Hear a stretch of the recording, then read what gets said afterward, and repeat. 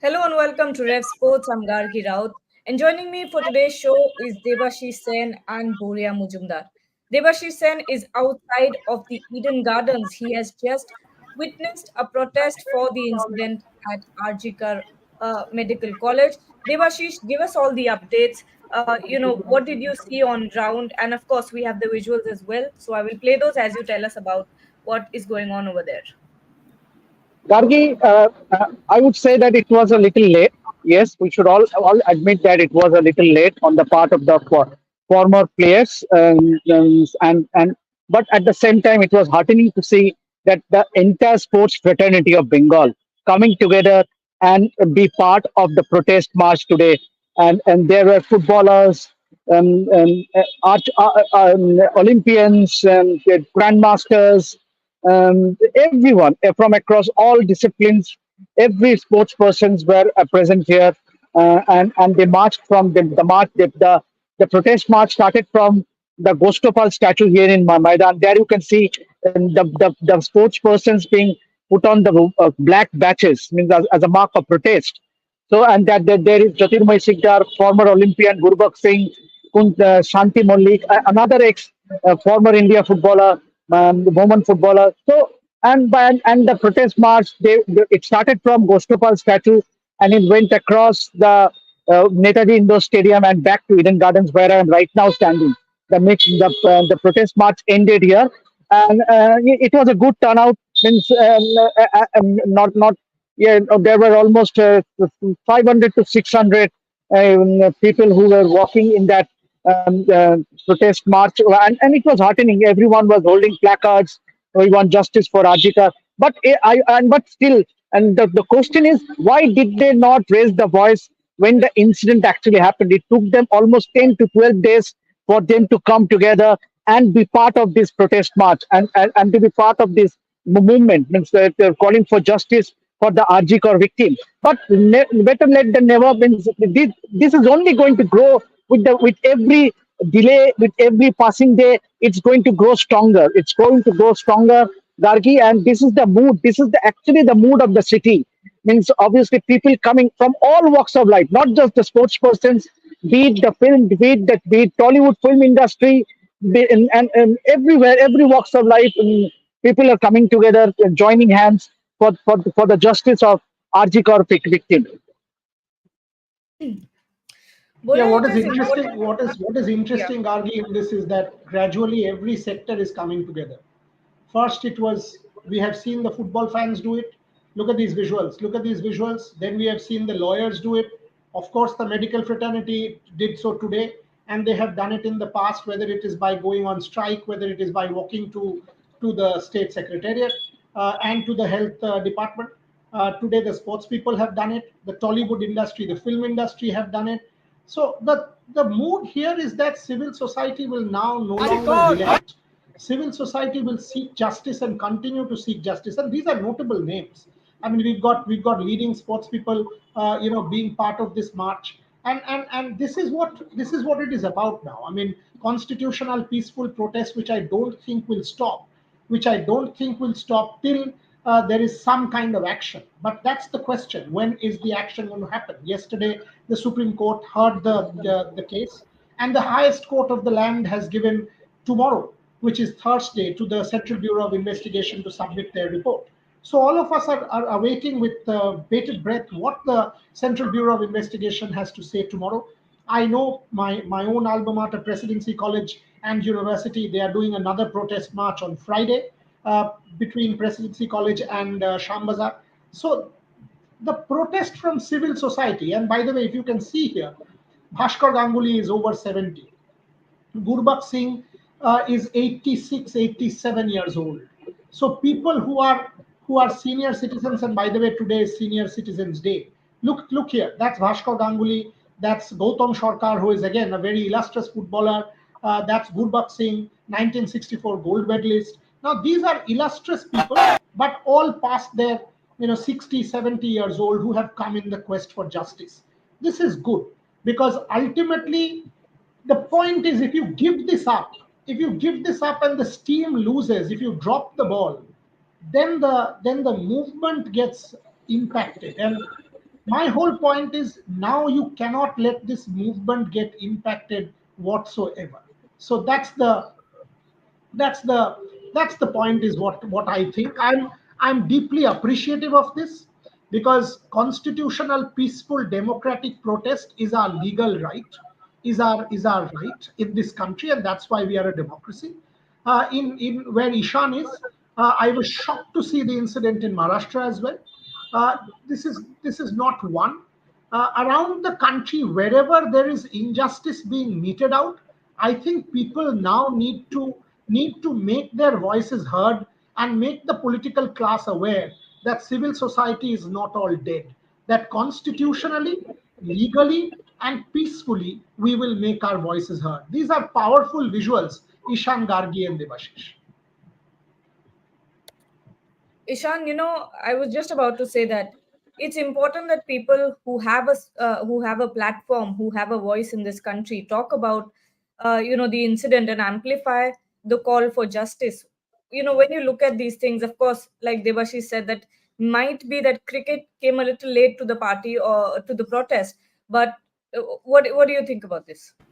No, you're absolutely right, Gagi. You've hit the nail on the head here. I mean, if you have a platform to speak, if you have some sort of authority, and if you're holding power, then you should definitely use that platform for good use. It's not only just for social media, for your posts, and just for, baseless publication. If you have that sort of power, you should use it for some good use. And no better time to use it now. Obviously, the whole nation has been shocked and rocked back. So it's absolutely heartbreaking. But I think, like Boryada mentioned, I think all we can do right now is wait for justice. And those stepping up, I'm glad there are those who are stepping up because that's what we need. We need that constant pressure always. We can't let it go off because at times it's so often like so often that at times a lot of people might tend to just forget over a period of time. That cannot happen. Hopefully, this case will definitely not be forgotten. I think a lot more pressure has to be applied, and those having power have to speak up. That's the only way, Gagi. If you have the authority, it's your duty as a a cricketer, as a footballer, as a famous personality. It's your duty to talk about issues which the country is talking about, and not just about baseless issues that are not that valid or important at the moment. So, absolutely right, and I hope this case is brought to justice as soon as possible. Absolutely. Devashish. If somebody like Gargi today has to think that if she can walk out, and she, by the way, spends a lot of time in this city, Ishan as well, 25, somebody spends a lot of time in this city. If people like them have to think if they can go out to work at 10 p.m., 11 p.m., 11:30 p.m., and during the IPL, they oftentimes do that. Devashish does that. His son and daughter, they do that. They are in school and college.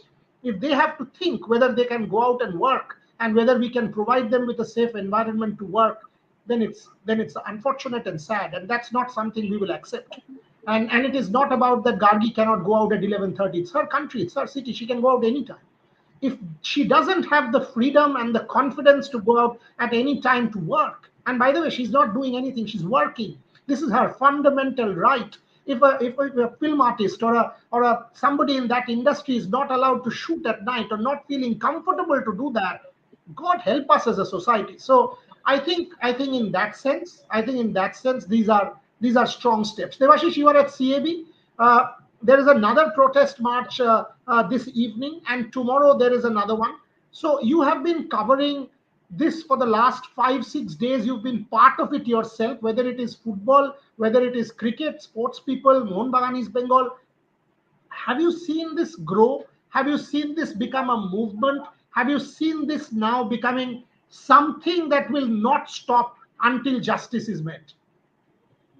Absolutely, Buryada, and we can see this movement is growing stronger by each day, and we could see actually people coming out on their own, coming out on the streets on their own, being part of that this protest march on their own, because they realize this is the need of the hour.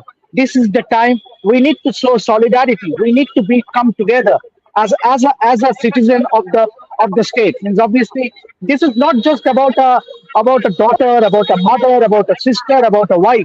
This is the nation as a whole. Means where are we heading? Where are we heading as a state? Where are we heading as a country? You don't just see this is not an incident in Kolkata. We have seen incidents happening all across India. Means we have seen what it might happen in Mumbai, it might happen in Delhi, it might happen in UP. So a strong message needs to be given. Means that is what the demand of every sportsperson I had a word with. Everyone is demanding a justice being given, and the punishment that is being meted out, that people will think twice before they commit such heinous crimes. Before they commit such heinous crimes, a punishment that should be given, that will be that everyone should realize. No, let's not do it, because see, we all have a wife, we all have our daughters, we have our mothers. So we must, as a responsible citizen, we should be caring, and we should protect our mother, sister, wife, the daughter, everyone. So that is the reason why we can see more and more people coming in, turning up, and being part of the protest march. And this is going to, and this is only going to grow stronger until the justice is given. Boryada. Gargi, a No, lot of people Gagi, are I think asking here. Yeah, Ishan, question for you both. You are young people, almost, this is a question for you both. Gargi, a lot of people are asking here that because this is Kolkata and it's a metropolis, it's a metropolitan city, there is so much clamor and people are coming together seeking justice. Had it been a suburb, it wouldn't happen. Had it been a small town, it wouldn't happen. Do you think that is the case? And if so, that gives me tremendous sense of disappointment. And if that is the case, how do we solve that? I think even after all the perils of social media, I think one advantage that we have is that we can amplify, voices from any corner of this country, any remote village. We've seen, in the past as well, when incidents like these have happened, the voices have been amplified by social media, and I think at this point, everyone just needs to be talking about it. As long as people do their part and not let this die down, because sometimes what happens is you talk about it for a week, a month or two, and then you sort of forget about it. Everyone gets busy in their life and sort of moves on. But I think that's where we go wrong. You're not supposed to move on. You're supposed to keep pressing peacefully. You're supposed to keep amplifying voices till justice is done. And unless and until we don't do that, we can't really move forward from this. Yeah, Ishan? absolutely. Yeah, absolutely, Murad. I think, if I have to answer that, I think, there is some right in some way, because I feel what if this happens in a village or a place where it's not so advocated, or there isn't much of an attention crowd, or, there isn't much of an hype. I feel at times stories like this might, wither away, and it's extremely unfortunate. So I feel that, those victims in villages, in cities which are probably not so developed, where situations like this occur, where unfortunate situations like this occur, have to speak up more. I feel, and I think social media definitely, like Gagi mentioned here, will be of great help. I think social media, besides using it for influencing activities, can be used as a positive tool to spread a message. So I think more individuals should do that, because this cannot happen and this cannot take place. And like Devashish Da mentioned, let me just tell you the death penalties of many countries. I was having a look. Iran, the convict is given death penalty, they have the provision to hang the person to death. China, the convict is given death penalty and it's given in form of death by a firing squad. UAE, the convict is given death penalty, the rapist is hanged to death. Afghanistan, the rapist is either hanged to death or shot dead by a bullet in the head. So you can clearly see how strict other countries are. So it has to be more talk when something like this happens, even in smaller cities and villages, and definitely stricter rules and punishments that have to be implemented here. I think the main problem out here that's happening is that it seems like no one's afraid. It seems like everyone feels that they can get away from this, or escape possibly doing something like this and not having any implications. That's the wrong notion to have, and that has to be changed. Gargi, you've played sport. Ishan, you've played sport. Do you think sport is also a site for sexual exploitation? Absolutely. Sorry, what was the last thing you said? Is sport also a site rampant with sexual exploitation? Absolutely. Absolutely. I think we saw Now when I think about these things, I think about Vinesh Fogart, I think about all the wrestlers that came out onto the street and protested against it. But this is a problem that is deep rooted in sports as well, especially in women's sports. uh, I don't think this is amplified as much because every sports person just wants to play, for their country, for their state, for their schools or whatever, and will do anything that is needed to do that, because everyone has a responsibility to uphold. uh, in our society, we always say, right, "Log kya kahenge?" And when we think about these incidents, a lot of young girls, a lot of women are even afraid to speak out because they know that if they do that, it, it won't be more about why this happened, but it will be more about why did this happen to you? What was your part in it? Why did you, all sorts of all sorts of questions to the victim instead of the aggressor, and that's we've seen that happening multiple times. We've seen that happening with Vinesh as well. Still, people say that she lost because she was protesting. Protest is a right. So absolutely, sexual exploitation is a deep rooted problem in sports, and not a lot of people talk about. I'll ask Ishan the same the moment he's back. But for example, when I speak to my daughter, I already start telling her, or I have started telling her about the importance of touch, and she should understand it. And I think touch should be something schools should start talking about actively. When you grew up, Gargi, you are 20 years more than that younger to us. Did that happen in school? Was there sensitization? Did you know about such things? You played sport from a pretty early age. Was there sensitization? I'll ask Ishan the same question, but you go first. Not at all. I don't remember this being taught to us in schools, even though we are the youngest right now when it comes to, adults. We are the youngest adults in our society right now. But I think Ishan will also agree with me when I say that we weren't taught about good touch, bad touch. Boys weren't taught about, gender sensitization. So this is something I think that comes with sport actually. When I think about this, I think about OVEP, Abhinav Bindra's program. I think about that, and they specifically spoke about how they want to, harbor respect in women, young girls and boys through sports, because when you play with each other, when you uh, realize that you're on the same level, you're humans, both of you are humans, be it boys or girls. That's when kids really start to realize that there's no there's no barrier when it comes to gender. So these things weren't taught to us, and thanks to social media and thanks to the internet, let aside the bad things that come with it, but because of social media, I think a lot of people have become aware of all these things, have started educating themselves. You are you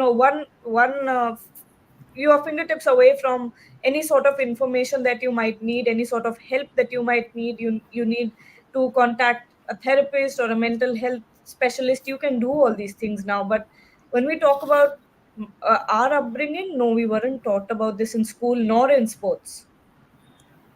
Yeah, she's right, Ishan, Bora. I I'll mean, ask you the same question. I mean, were you taught about good touch, bad touch? Was there any kind of sensitization when you were growing up in Mumbai, in schools and colleges at all? I mean, was there any kind of even understanding that you can be? I mean, it's not. And by the way, it's not restricted to girls. It is as much rampant with boys. And we've seen that. We've seen weird kind of behavior across the world. We've seen exploitation of a kind and across the world in sport. What was your experience like when you played sport? Boryada, I think Gagi's right. Unfortunately, in schools, there wasn't that form of education where we were taught all of this. So I think it definitely starts from there, and it should be amplified. I feel more talk should be taking place about this. More education should be given out. I think it all starts from education. With education, you always have you can always make the right decision. I feel. I think you can choose the right decision from the wrong and the right. So I think it starts definitely from there. And more education about this has to be given out. So it did not take place in school. So I completely agree with what Agagi has mentioned here. Unfortunately, that did not take place. So it's sad in a way because if you're going to a place to study, if you're going to a reputed school, you want more conversation like this to take place. And unfortunately, it all comes down after an incident takes place. Only after something dramatic takes place, something heartbreaking takes place, then the whole thought process of what can be done and where have we gone wrong, all these questions start popping up. So this should not happen definitely again, and it definitely has to start from from the schools and pressing forward, educating young children on basic things. I feel at times a lot of people think that it's not necessary because maybe it's understood, but it might not be understood for many people. You have to educate a lot of people out there, and that's where it starts. So I completely agree with Gagi. Yeah. This, Advaita, yeah, I yeah. don't think this is limited to the state machinery now. This is a case with the Central Bureau of Investigation, and it has been taken up by the Supreme Court. So the state machinery, whether it wants it to suppress or not suppress, has no right. It's as simple as that. So let's not trivialize it. What you're saying here is becoming a little trivial. So I would urge you to sort of not say it, because this is now being taken up by the Supreme Court and the Chief Justice of India, and that to suo moto. Secondly, you're advising Gargi not to talk about Brij Bhushan. She's every bit in her right to talk about Brij Bhushan. The fact that Brij Bhushan did not or was not allowed to contest the elections is because the sports ministry and the powers that be took cognizance of it. So whether she has been tried and convicted, that's a different matter whatsoever. The fact that the allegations are extremely serious and what we've seen on the streets of Delhi are serious enough for anybody, especially a woman, to talk about it, and a man. So let's don't give us gyan. Okay, I mean, these are serious matters, and that is why he was asked not to contest that election. And the fact that what happened thereafter, it's a serious issue. So don't tell us what she needs to talk about or what she needs to talk about or not talk about. She has every right to talk about what Vinesh Fogart has labeled, and she came to our conclave and said it in a public forum, even giving descriptions as to what had transpired. And that is what she has told the police. I've read the police report. I've spoken to multiple police commissioners. So don't try and teach us what we need to say and what we not need to say. Kindly. You want to be part of the program, you make some sensitive comments. You are somebody who follows sport, and I respect that. I absolutely respect that. So kindly don't sort of try and tell us, okay, you can't say this, you can't say. Gargi was very much within her rights to say what she said about Vinesh without naming Brij Bhushan, by the way. Without naming Brij Bhushan. So let's understand that point.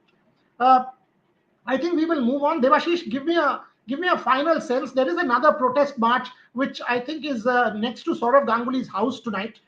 You will be part of that. Is that the one that the one that you are going to tonight? Give me a sense of that, and then we will move to cricket, because there is a big news with Jay Shah taking over, or possibly taking over as ICC boss on the 27th. It is formal. I will say it is formal. It's just a matter of time now on the 27th, because there'll be no Devashish's internet is kind of choppy. If he's not there, we will move on to cricket. If he comes, we will certainly go there. To move on, let's also talk a bit about Paralympics. To talk about Paralympics, it's 7 days to go today. It's 7 days to go for the Paralympic Games, and Trisha and Rohan have done a beautiful video from Paris talking about the 7 medal prospects. They've not included quite a few because, as I've said multiple times on our platforms, 25 to 30 medals is what we are expecting from the Paralympics. Now, with Pramod Bhagat not there, a singles medal and a doubles medal are on the line. Especially with somebody like a Sukant Kadam, Pramod Bhagat's medal is on the line. And so 2 medals lost. Even then, Manasi Joshi, Sachin Khiladi, Devashish is back. Devashish, the question I was asking you, the final one before we let you go and move to cricket and Paralympics. There's another protest tonight. What are you expecting there? And give me a sense. Is CAB also on the edge like the three clubs? Because I was watching the press conference yesterday, Devashish, and clearly the administrators or the powers who are governing the management, they are also uneasy. They realize that the supporters have taken up this cause and they have to back the protest. Whether they like it or not, the fans have now made this protest their own and they have to support this. Your thoughts?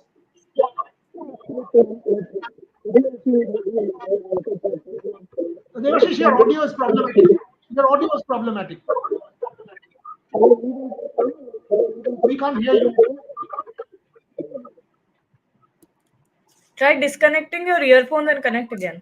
Okay, he's Advaita, you are absolutely entitled to hold on to your opinion. And as I said, this is your opinion and we respect it. But don't tell us what we need to do.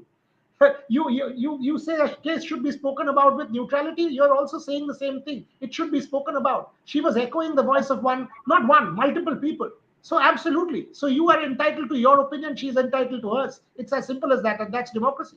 No one's telling you said that you're not entitled to your opinion. Of course you are. Moving on.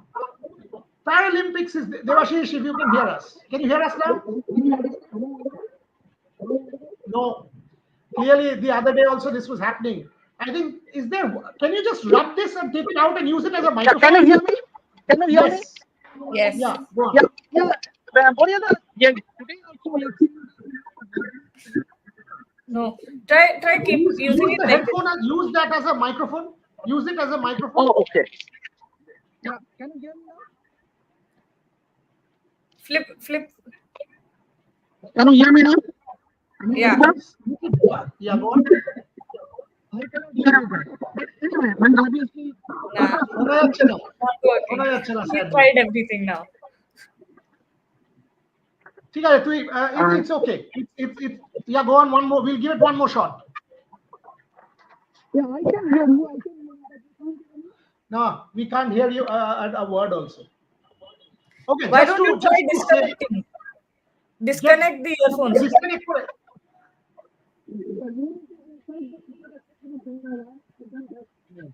Okay. You go for it. You go into CAB and try and connecting once. If we are continuing, we'll get you back. Okay. Yeah. So moving back to the Paralympic story, the Ishan and Gargi. For me, the Paralympics is never about sports medals. It's not about trophies and medals. It's about reflection of a society.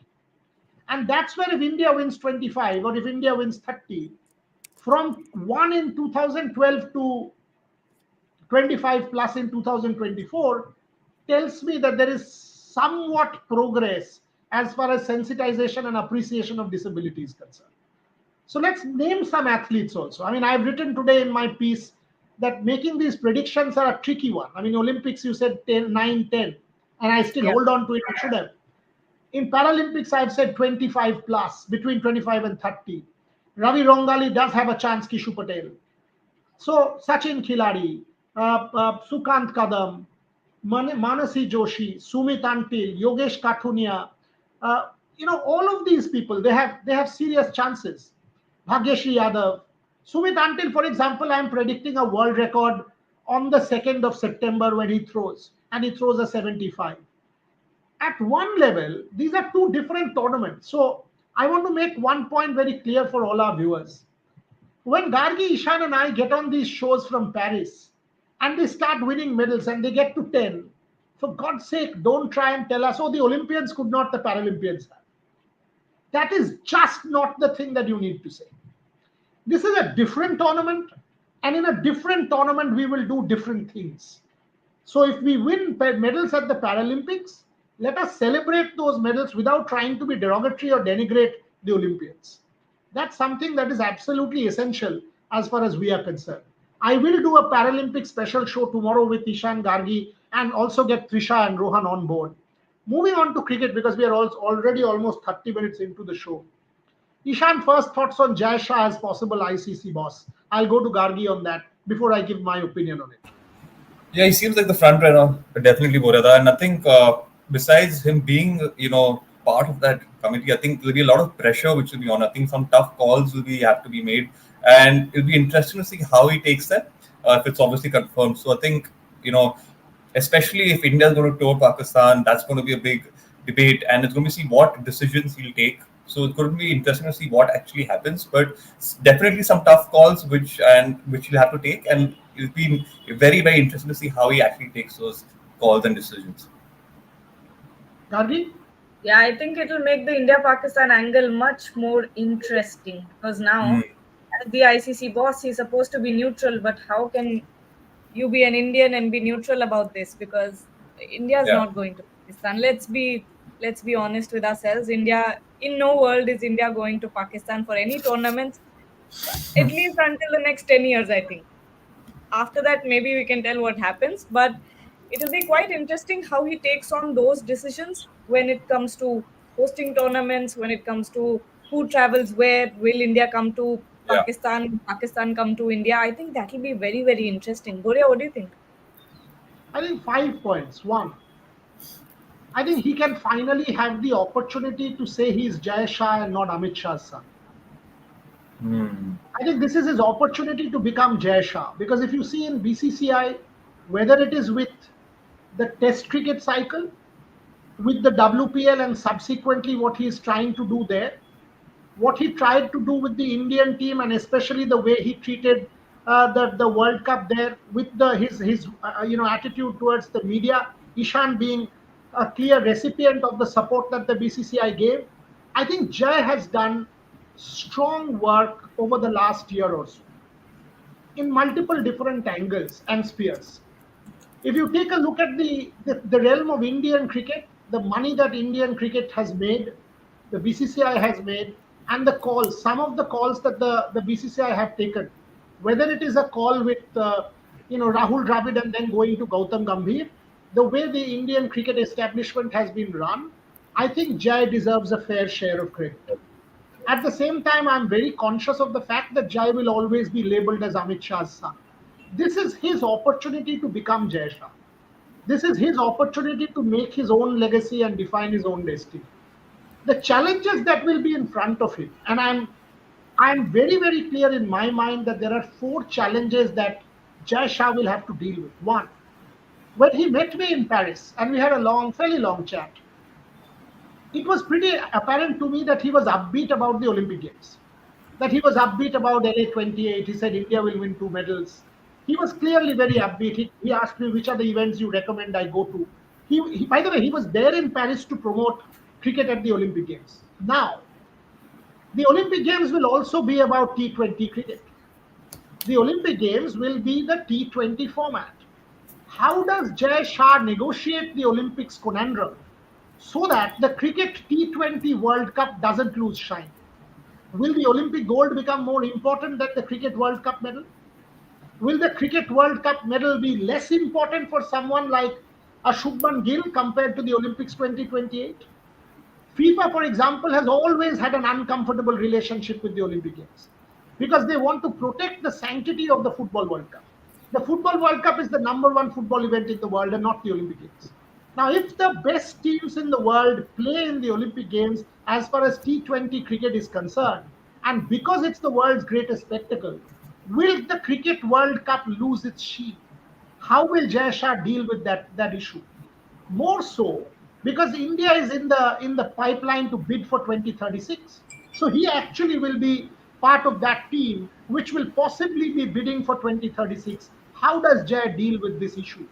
Is according to me a very serious problem. Number two, the America World Cup, and Ishan was part of it. Ishan was part of it. Ishan watched it. He's reported very credibly from there. Now, the New York experiment is a bit of a failed experiment, so far at least. There are many more challenges than answers that we have in New York. So, does Jay Shah abandon the America experiment? Does he continue with it? If he does continue with it, he has to keep LA 28 in mind because the Olympics experiment is also in the United States. So, how does Jay Shah deal with this experiment of taking cricket to newer markets? Because as ICC boss, his responsibility will be to take cricket to newer markets and to deal or grapple with this whole question of globalization. So I think that will be another massive issue that will challenge Jay Shah or pose a challenge to him as an administrator. Number three, I think women's cricket is on the cusp of a revolution. The fact that we've moved it to the UAE, for example, yes, one wanted to do it in Bangladesh, did not happen because of the political situation in that country. What is clear to me is women's cricket at this point in time is on the cusp of a massive breakthrough. How Jay utilizes that opportunity, and by the way, in India, he has tried to do things with the WPL, he has tried to do things there. How he deals with that opportunity will also be of critical importance. Number four, and this I think is going to be his most important challenge. How does he deal with the franchise leagues? As BCCI boss, it was his league. As BCCI boss, his primary importance was the IPL and how much money the IPL makes. But now, at one level, the IPL is his biggest adversary. The IPL will make you 5,000 crores for the board, BCCI, but the Cricket World Cup will go significantly down in importance because of the success of tournaments like the IPL, the BBL, and franchise leagues. So, or even the 100, how does Jay Shah deal with the franchise league problem? The success of the franchise leagues. Because if you do not deal with the success of the franchise leagues, cricket's jewel in their crown, the World Cups, will always continue to lose importance. Because it's the World Cup that will have to be pitted against the franchise league continuously. And at one level, the Cricket World Cup is now a far lesser property when it comes to the IPL. And that is why you have seen reports of Star Sports wanting to pay half the money. That is because the America World Cup was a loss. Ishan and Devashish reported half the matches weren't full. That is because even at the semi-final level in the West Indies, some of the matches weren't full, except a couple of India matches, no other match. So the Cricket World Cup as a property, when pitted against franchise tournaments like the IPL, will pose a very, very big problem to Jay Shah. And finally, when you round this off, comes the Pakistan challenge of the Champions Trophy. India won't go. That's a given. But how does Jay Shah keep the flock together? As ACC boss, he was able to. As ACC boss, he was able to do the Asia Cup in a hybrid model, keep Pakistan happy, keep India happy, do the Sri Lanka bit, do the UAE bit, and manage it. How does he do that as ICC boss? And that's why I'm saying that the next 3 years could well define Jay Shah as a sports administrator and as someone who can say I'm Jay Shah and I've got, don't call me Amit Shah's son. You don't call Arjun Tendulkar or Sachin Tendulkar's son when he plays for the Mumbai Indians. This whole baggage, we know how tough a baggage this can be. The baggage of being John Bredson is Sir Donald Bradman's son. That baggage can be very difficult to carry. So I think this is an opportunity for someone like Jay Shah. And when on the 27th he becomes ICC boss formally unanimously, this will be something, or these are challenges that he will keep his mind. That was a pretty long spiel. Ishan and Gargi, both of you, what do you think about some of these problems? Ishan. Yeah, absolutely. I think Boreala even bang on with everything, and I think you mentioned that it's his opportunity. So I completely agree with you. I think at times he himself must have been wanting an opportunity to prove himself as an individual. So I think no better opportunity for him now to do that, make the right calls, make the right decisions, impact the whole community, and maybe possibly change this notion that he's Amit Shah's son. So I think no better opportunity. I think that's the biggest motivation factor for him as well. Yeah, and obviously all the decisions that he'll have to take will be interested to see how they actually come about and what he actually does. But I'm sure there'll be a lot of pressure. There's going to be some tactical decisions, some hard ones to make, like all the ones you've already mentioned here. But it'll be interesting to see with that sort of pressure and wanting to prove himself how he goes about this whole process. So I'm actually rooting for him because you mentioned as well. I've met him in the United States. He's absolutely lovely, actually. So I'm actually rooting for him. And you want people to do well who you really like. So he's a really nice gentleman, and you really want someone to do well. So I'm actually rooting for Jay Shah here, 100%. Before Gargi speaks, yeah, when I met him in Paris, the first thing he said, मैंने देवाशीष और ईशान को देख लिया था, उनका मैंने ठीक ख्याल ख्याल कर लिया था. I said, हाँ आपने जरूर किया था, and thank you very much. No, I think this is a real opportunity. If this happens, I think Jay Shah has a real opportunity to get, his hands on some things. First, like you said, women's cricket is on the cusp of a revolution. I think this is the time for uh, authorities for for ICC to give that last push to women's cricket. Get it the right marketing, get it the right sort of people, so that it ends up with the right sort of audience as well. I don't think it's hitting right at this point, but WPL has done wonders. If you looked at the matches in Chennai and why am I saying Chennai, in Bangalore and Delhi this time around, you had such a big crowd, especially Yeah. for big players like Smriti Mandhana, for Harmanpreet Kaur, some other teams as well. It happens naturally that lesser light teams don't get as much crowd, but there's only 5 teams. How much can you expect? But still, when you looked at those crowds, some of the matches were jam packed. You didn't have a place to stand, and some of the matches had more crowd than the IPL. So that was something extremely heartening to see. So if he applies the same brain, same resources for international tournaments as well, this could be something really big for women's cricket as well. And when we talk about other things, I think Jay Shah in has been working incredibly well when it comes to uh, you know when it comes to cricket, because look at IPL, look at the way that IPL has grown, look at the way WPL has grown. And I don't think when it comes to Jay Shah's tenure that we had any complaints. I don't think so. And if he goes on to be ICC's boss, then we only have good things coming at this point. I honestly think so. Because of the fact that he's Amit Shah's son, he comes with a baggage, and that's why people take these pot shots. I mean, if you see some of the media reports from around the world, and this is typical of media from certain countries who say, "Oh, he blackmailed Greg Barclay to resign." For God's sake, he did not get England and Australia to support him at gunpoint. I mean, ultimately, these countries have the ability to stand. What are you talking about when you say England and Australia blackmail? What do you mean blackmail?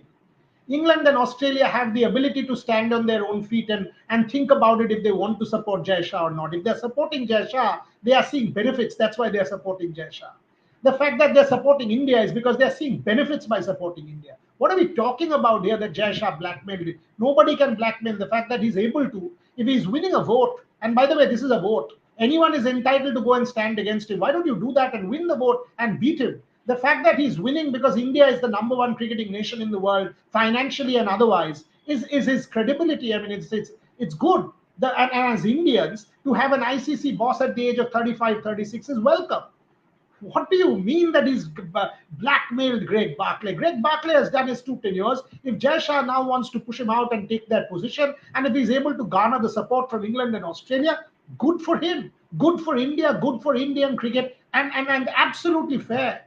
You mean to say if someone else from England and Australia had this opportunity, they would have let it go? And just because he's Jay Shah, the son of India's home minister, we will take pot shots at him and try and pull him down? This is so Western media.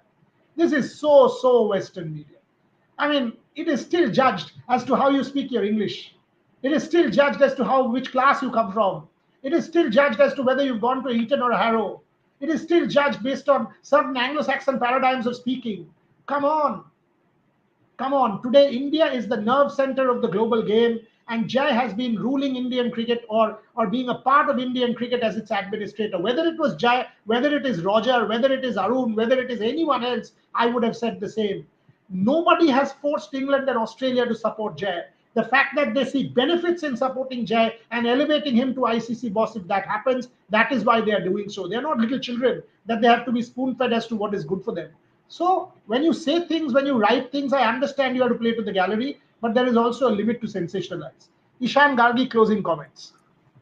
Yes, I think I just want to say for all the people that are saying the things that they are saying, uh, there is only one sport in India that we are completely dominating, and it's obviously cricket. When it comes to the sport, when it comes to audience, when it comes to economics, and that doesn't just happen on a whim, right?